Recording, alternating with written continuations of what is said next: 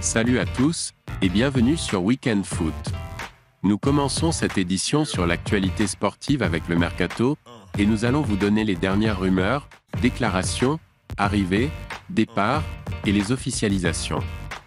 Retrouvez toutes les informations du Mercato Foot de ce mardi 27 juin 2023. Nous commençons cette édition en France avec Sébastien Corchia, 32 ans, a publié un message d'adieu en direction des supporters de Nantes. 3 ans après son arrivée libre, en provenance du FC Séville, le défenseur international français, une sélection en 2016, arrivait en fin de contrat avec le FC Nantes où il a remporté la Coupe de France 2022. Après 3 saisons sous les couleurs jaunes et vertes, il est temps pour moi de vous dire au revoir, écrit l'ancien Manceau. J'ai vécu des moments incroyables ici, un barrage, une victoire en Coupe de France, une Coupe d'Europe et un maintien à la dernière journée. Merci à tous et toutes pour l'ambiance fantastique que vous avez mise tout au long de ces 3 années et pour votre soutien. Le Stade Rennais a trouvé un accord avec Ludovic Blas. Ludovic Blas a fait un pas supplémentaire vers le Stade Rennais. Après 4 saisons au FC Nantes et à 1 an de la fin de son contrat sur les bords de l'Erdre, le meneur de jeu des Canaries a toujours été attentif au projet proposé par le club breton, lui qui est soucieux de vivre de nouveaux défis sur la scène européenne. Une offre venant de Rennes. Selon nos informations, Ludovic Blas et le Stade Rennais ont trouvé un accord financier en fin de semaine dernière. Comme annoncé ce matin par l'équipe, le club de Bruno Genesio a même déposé une offre aux dirigeants nantais, la seule qui leur est parvenue à ce jour. Elle approcherait les 15 millions d'euros en intégrant les bonus, et fait actuellement l'objet d'une réflexion au sein de la Maison Jaune. Lille, Weah à la Juve, c'est fait. Selon les informations de RMC Sport, Timothy Weah, 23 ans, à la Juventus c'est fait. Le montant du transfert s'élève à 12 millions d'euros compris. Il va y signer un contrat de 5 ans. Le joueur est attendu prochainement en Italie, pour passer sa visite médicale, prévue en fin de semaine, jeudi ou vendredi. Toujours en France, l'Arabie Saoudite a bien approché Lacazette, et ça n'a pas plu à Textor. Les Saoudiens veulent tout. Ils veulent mon meilleur joueur à Lyon, mon meilleur joueur à Crystal Palace, les meilleurs joueurs et mon entraîneur à Botafogo. Ils ont pour stratégie de tout acheter. Dans un entretien accordé à Canal d'OTF, un média brésilien, le propriétaire de l'OL John Textor a été l'auteur d'une charge remarquée contre les investissements récents et les nombreuses offensives de l'Arabie Saoudite sur le marché des transferts. Et pour cause. Selon nos informations, un joueur clé de l'OL, si ce n'est le joueur clé, a effectivement été approché par le pays du Golfe, Alexandre Lacazette. Des émissaires mandatés par l'Arabie Saoudite ont pris la température pour savoir dans quelle mesure le buteur de l'OL pouvait être intéressé par ce projet. Les retours de l'attaquant n'ont toutefois pas été positifs et ne témoignaient pas d'une envie de quitter le navire lyonnais. Après une saison pleine, Alexandre Lacazette est actuellement en vacances et jusqu'à récemment, il n'était pas question pour lui de lever les voiles.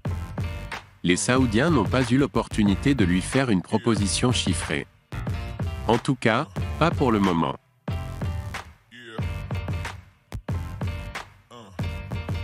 Toujours en Angleterre, Manchester City a dégainé son offre pour Declan Rice. Vers un rebondissement dans le dossier Declan Rice, annoncé tout proche d'Arsenal il y a quelques jours encore, le milieu de West Ham, 24 ans, plaît aussi à Manchester City. Qui vient, selon The Athletic, de dégainer une offre XXL.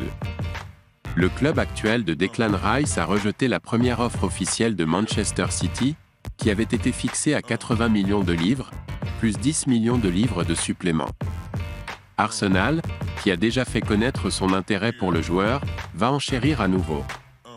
Leur 3e proposition officielle est attendue prochainement après 2 offres rejetées. La dernière était de 75 millions de livres plus 15 millions. West Ham pourrait accepter si la somme était fixée à plus de 100 millions de livres.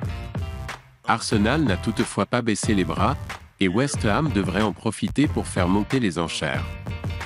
Affaire à suivre. Le Bayern veut 50 millions pour Lucas Hernandez, Paris tente de faire baisser la note. L'une des cibles parisiennes cet été, Lucas Hernandez a déjà un accord avec le PSG. Reste à trouver un accord avec le Bayern Munich. Si le club bavarois a accepté l'idée de le perdre, les négociations se poursuivent sur l'indemnité de transfert de l'international français, en fin de contrat en juin 2024. Alors que le Bayern souhaite 50 millions d'euros, Paris et Nasser Al-Khelaifi, qui a rencontré les dirigeants allemands, aimeraient faire baisser la note entre 30 et 40 millions d'euros. Si toutes les parties sont optimistes sur ce dossier, ce transfert n'est pas encore fait. Le Bayern Munich transmet une première offre pour Harry Kane. Harry Kane a clairement fait savoir qu'il souhaitait rejoindre le Bayern Munich cet été, et le club allemand est disposé à exaucer son vœu. Selon Sky Sport et The Athletic, le Rekordmeister a formulé une première offre, transmise à Tottenham pour le joueur de 29 ans, sous contrat avec les Spurs jusqu'en 2024. La somme proposée par le Bayern s'élèverait à 70 millions d'euros, hors bonus, d'après les informations recueillies par The Athletic. Sky Sport n'est pas d'accord sur le montant et évoque de son côté, moins de 70 millions d'euros, plus bonus.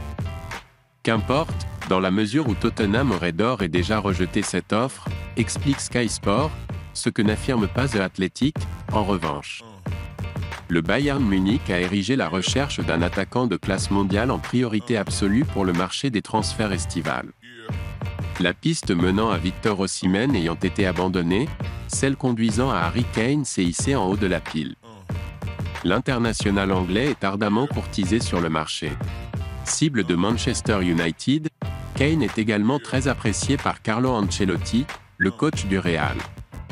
Tout proche de rejoindre Manchester City il y a 2 ans, quand Pep Guardiola étudiait la possibilité de le recruter, Harry Kane nourrit depuis longtemps des ambitions qu'il peine à assouvir à Tottenham, lui qui n'a toujours pas remporté le moindre trophée avec les Spurs.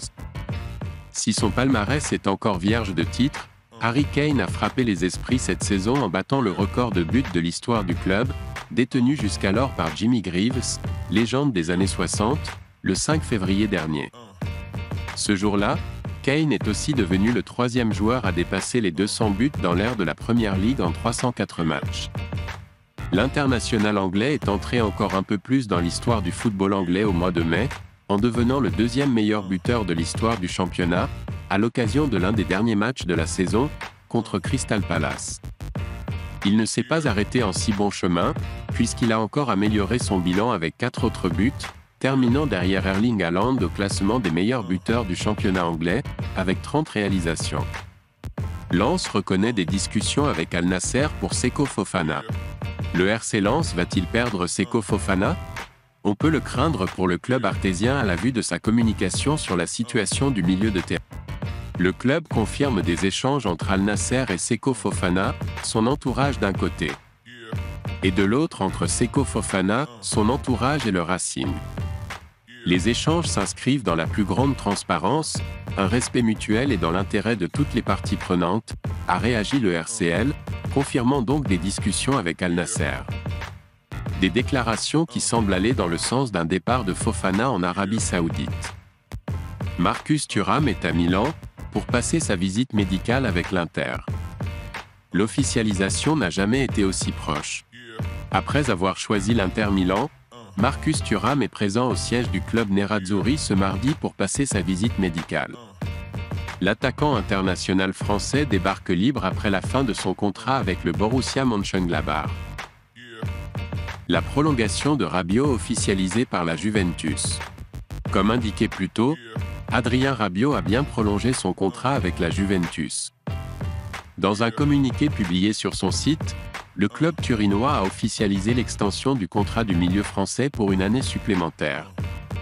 L'ancien espoir du PSG se retrouve donc lié avec les bianconeri jusqu'en juin 2024. Arrivé en 2019 à Turin, Adrien Rabiot a disputé 177 rencontres sous le maillot de la Juve. Dans le reste de l'actualité, ça chauffe en interne pour le dossier Mbappé.